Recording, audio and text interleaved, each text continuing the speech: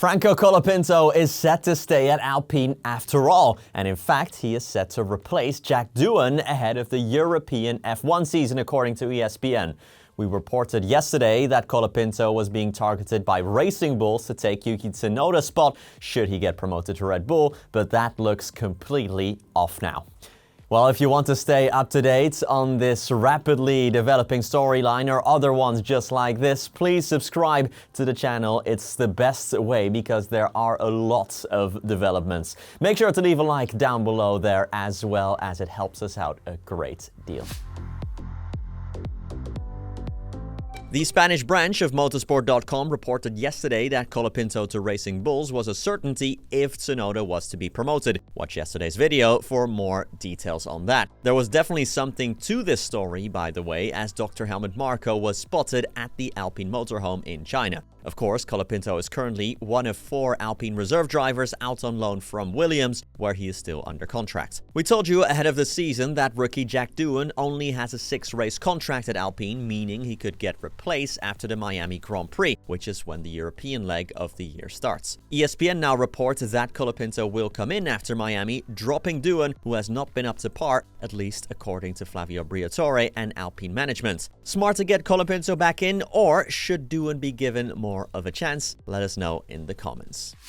German outlet F1 Insider report Max Verstappen is very unhappy with the current situation about Red Bull's second driver.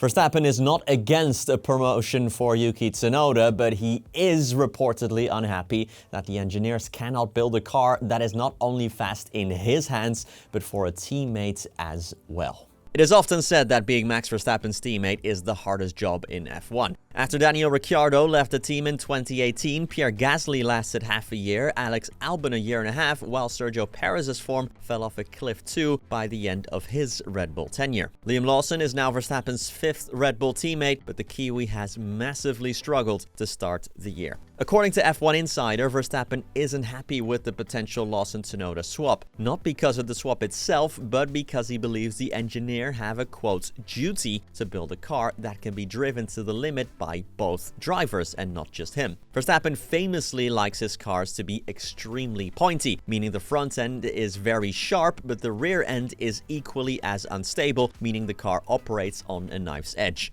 The same report also states Verstappen is worried that such a quick demotion for Lawson could potentially ruin the New Zealander's career.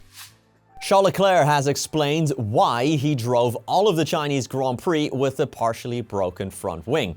Leclerc lost the left end plate from his wing at the start of the race when he clipped teammate Lewis Hamilton, but drove all 56 laps without replacing it. After a dominant sprint race from Hamilton, Ferrari had an underwhelming Grand Prix, and it got even worse when both cars were disqualified post-race for different reasons. Leclerc's SF25 was underweight, while Hamilton had too much wear on his rearward skid. Leclerc beat Hamilton despite driving the whole race with a broken front wing, however, and he explained after why he never bothered to replace it during a pit stop.